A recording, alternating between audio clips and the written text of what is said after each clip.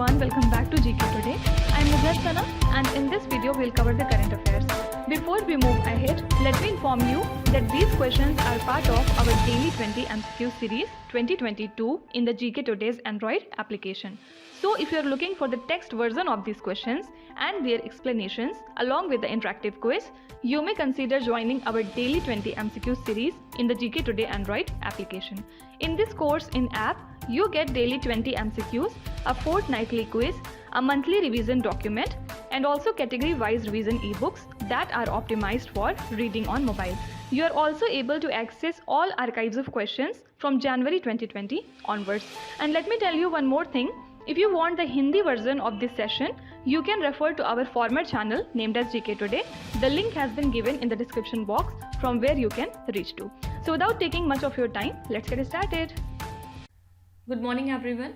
Welcome back to GK Today.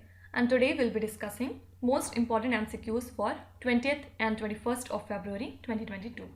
Starting with very first question, which union ministry or institution organized the global summit on reimagining the museums in India? So Ministry of Culture organized a 2-day global summit on reimagining museums in India in the month of February 2022. So this summit was organized under the Azadi Ka Amrit Mahotsav celebrations, and it included 4 broad themes basically. First is architecture and its functional needs. Second is management. Third is collections, means it includes curation and conservation practices. And fourth is education and audience management. Okay, so these are the 4 broad themes under this particular event. Now in the previous lecture we have seen that Niti Aayog has partnered with leading digital payments platform PhonePe to host the first ever open to all hackathon named as FinTech Open Hackathon.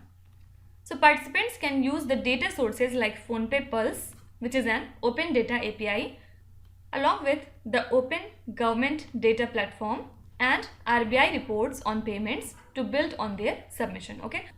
So simply you can be asked that Niti Aayog has announced to host the FinTech Open Hackathon, along with which digital platform? Answer is PhonePe. Now career counseling workshop named as Paramarsh 2022 was launched for over 1 lakh students of the Bikaner district region, and it was conducted with the support of National Institute of Career Services, which functions under the Ministry of Labour and Employment. So only thing you have to remember is Paramarsh 2022 is related to Ministry of Labour and Employment. Now recently the second advanced estimates of production of major crops for 2021 to 22 have been released by the Ministry of Agriculture and Farmers Welfare. So a record food grains production of 316.06 million tons is estimated, which is higher by 5.32 million tons than the production of food grains during 2020-21. So total production of rice during this period is estimated at record 127.93 million tons, while production of wheat is at record 111.32 million tons. Okay. So if you are asked what is the estimated food grain production for 2021-2022, answer is 316.06 million tons. Okay. Also the Union government has approved the New India Literacy Program for financial years 2022 to 27, which will cover all the aspects of adult education in the country. So this program has been announced in line with the National Education Policy 2020, and adult education will now be called as Education for All. Actually, as per the 2011 census, the number of non-literates in the country, means who are 15 years and above, was 25.76 crore.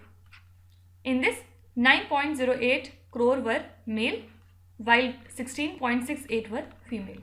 Okay. So you can be asked that what is the duration of the New India Literacy Program that has been approved recently? Answer is 2022 to 27. Okay. Question number 2. Which country holds the presidency of G20 in 2022?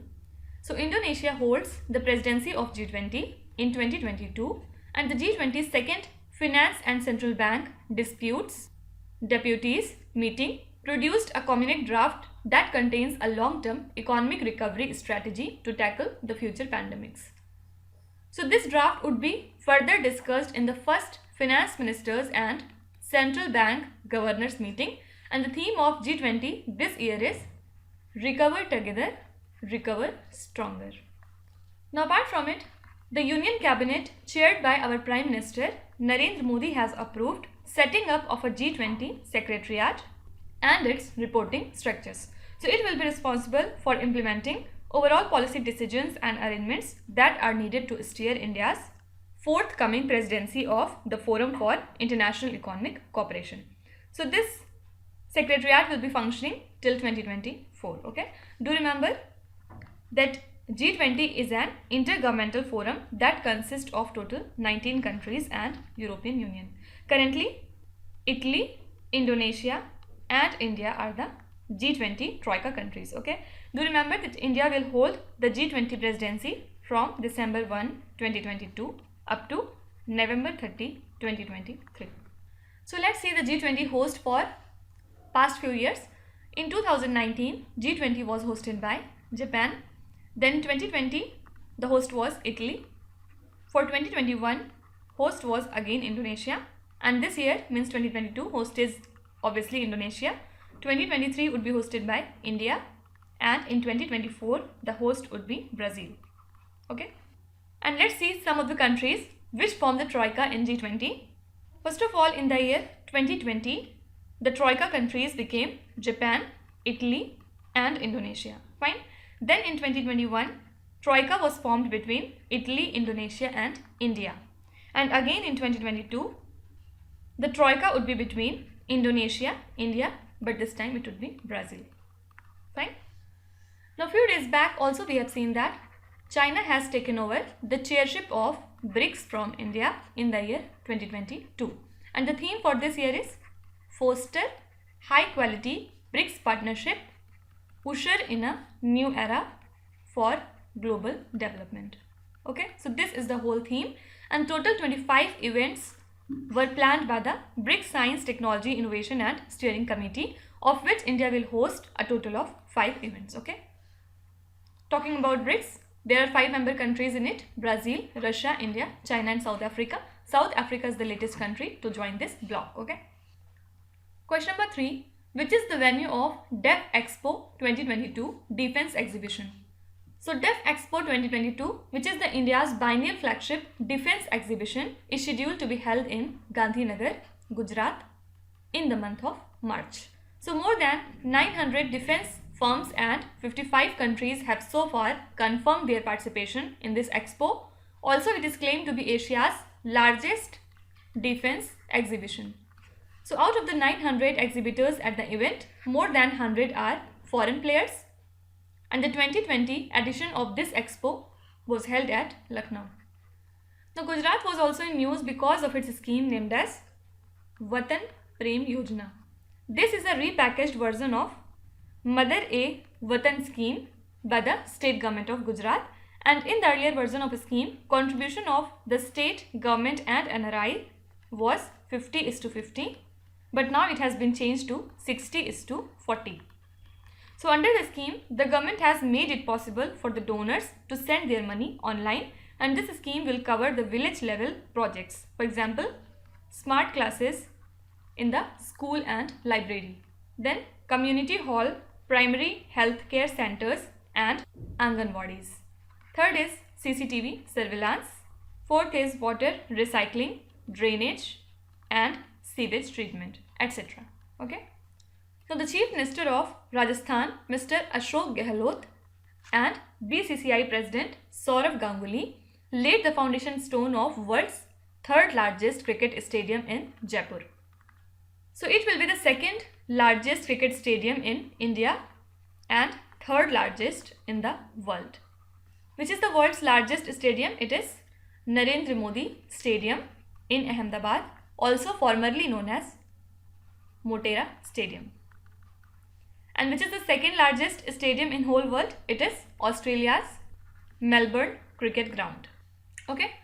Now apart from all these things, Nehru Trophy boat race is said to be held in Ras Al Khaimah in UAE. Also do remember that Los Angeles is the venue of 2028 Summer Olympic Games. Then Paris is the venue for 2024 Olympics, and Brisbane will be the host for 2032 Olympics. Okay. Question number 4. As of 2022, which is the longest tunnel of Indian Railways? So T49 of length 12.758 kilometers will be the longest tunnel of Indian Railways once completed, surpassing the Pir Panjal tunnel of 11.2 kilometers length constructed by USBRL on the Banihal Kazigand section. So recently the main tunnel of T49 between Sumbar and Arpinchala station has been connected successfully, and the work of the stretch of 111 kilometers between Katra Banihal is under progress. Okay. Now, which is the world's longest highway tunnel? So this is Atal Tunnel.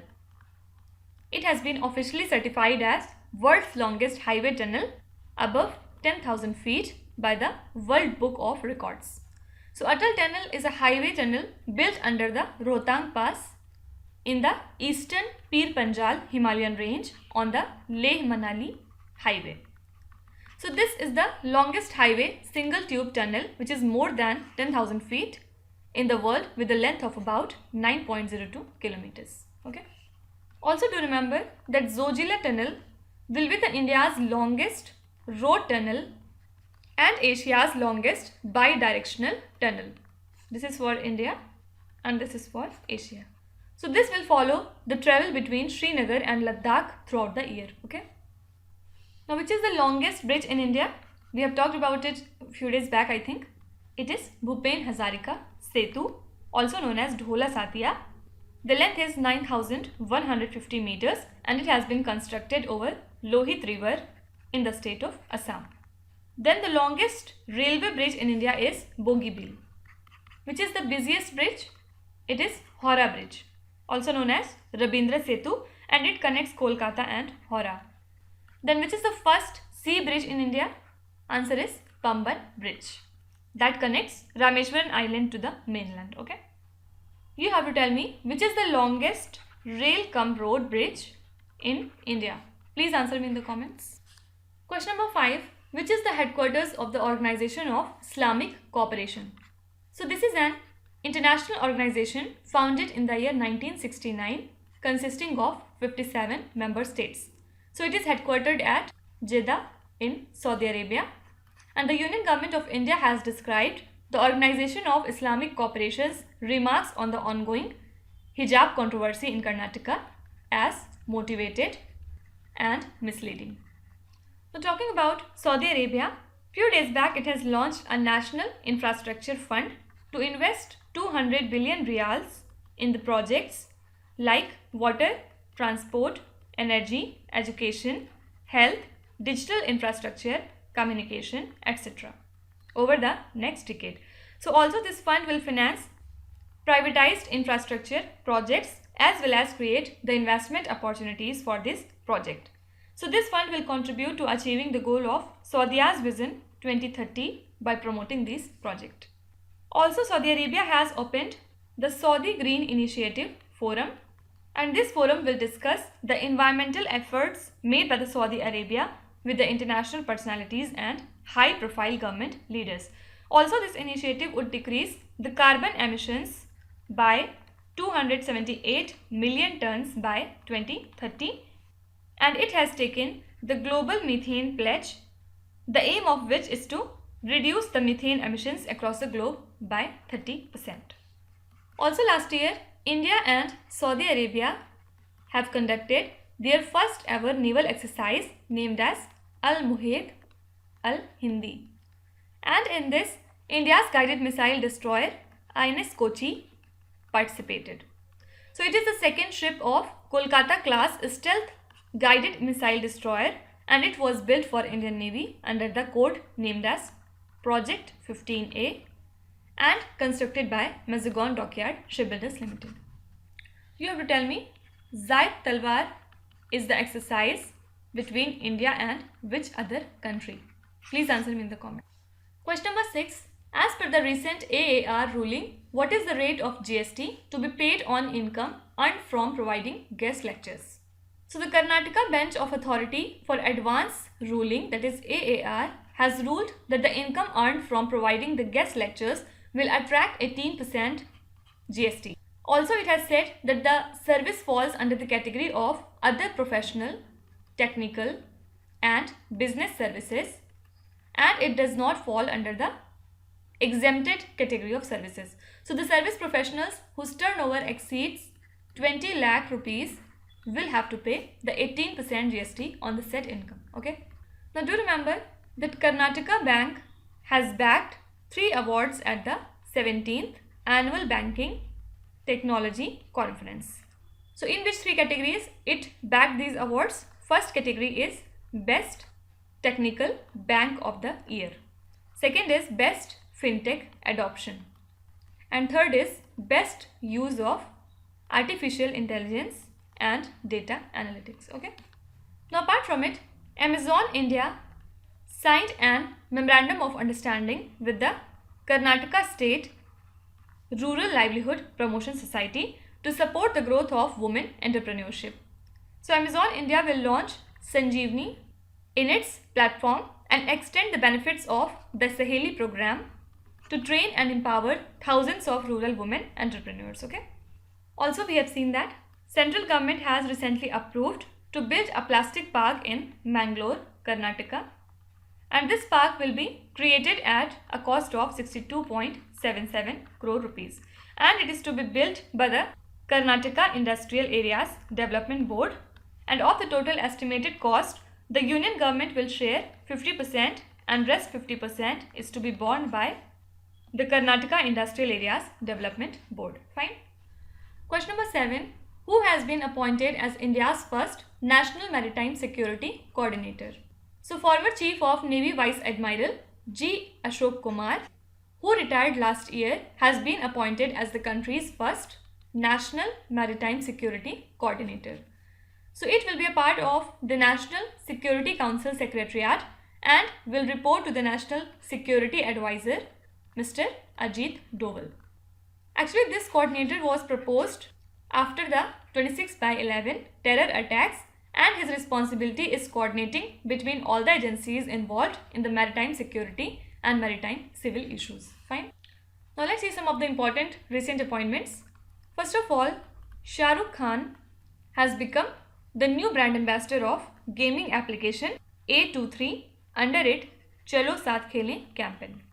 Then BJP MP and Bhojpuri singer Mr. Manoj Tiwari will be the brand ambassador of Khadi and other handicrafts of the state Bihar. After that, IS officer Vineet Joshi will be the new chairman of CBSE. And yes, Geeta Mittal has been appointed as chairman of Committee of Administrators to run the Table Tennis Federation of India. Then Debashish Mitra has taken over as the president of ICAI, and Krishi Network Application has named Pankaj Tripathi as its brand ambassador. Fine. Question number 8. Which Indian city recently inaugurated the water taxi services? So the Mumbai Water Taxi Services, which is to provide connectivity between Mumbai and Navi Mumbai, were inaugurated by the Chief Minister Uddhav Thackeray and Union Shipping Minister Sarbanand Sonowal. So the newly constructed Belapur Jetty and water taxi services were inaugurated virtually, and the Mumbai Port Trust, Maharashtra Maritime Board and CIDCO coordinated in the implementation of this particular project. What is Pasuvula Panduga, also known as Cattle Festival? It is a famous event held in Andhra Pradesh, and from New Year till Telugu New Year, also known as Ugadi, thousands of villagers take part in this particular festival in over 20 villages across the region.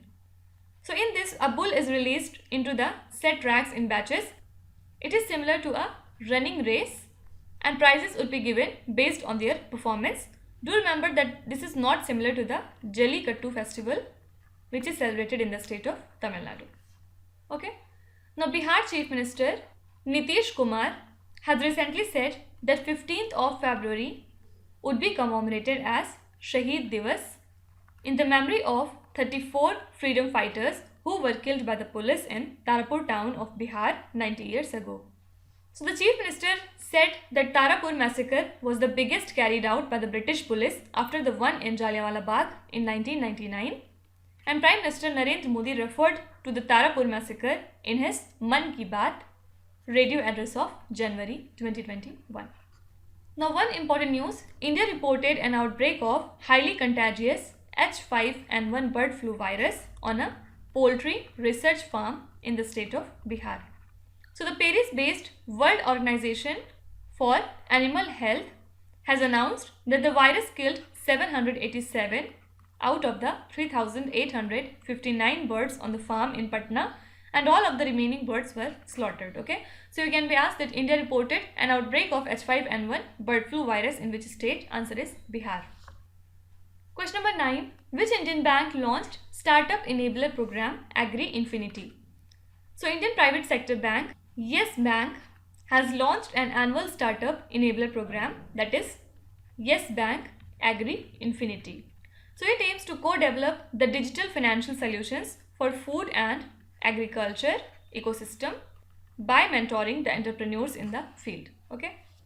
Now, few days back we have seen that RBI has cancelled the certificate of authorization of two payment system operators, Muthoot Vehicle and Asset Finance Limited and Eco India Financial Services Private Limited. And the reason was they were found to be non-compliant with the regulatory requirements under the Payment and Settlement System Act of 2007. Now, apart from it, HDFC Bank has been declared as Best Private Bank in India at the Global Private Banking Awards 2021. Headquarters of HDFC Bank lies in Mumbai and chairman is Akanu Chakraborty. Also, RBI has released the annual report of Ombudsman schemes for 2020 to 21, which has been prepared for 9-month period basically. And under it, the major areas of complaints are related to ATM, debit cards, mobile or electronic banking or credit cards. So do remember that Chandigarh recorded the maximum complaints and it is followed by Kanpur and then New Delhi. Also, Paytm Payments Bank Limited became the largest and fastest growing UPI beneficiary in India, as it becomes the first beneficiary bank in the country to achieve the landmark of over 926 million UPI transactions in a single month.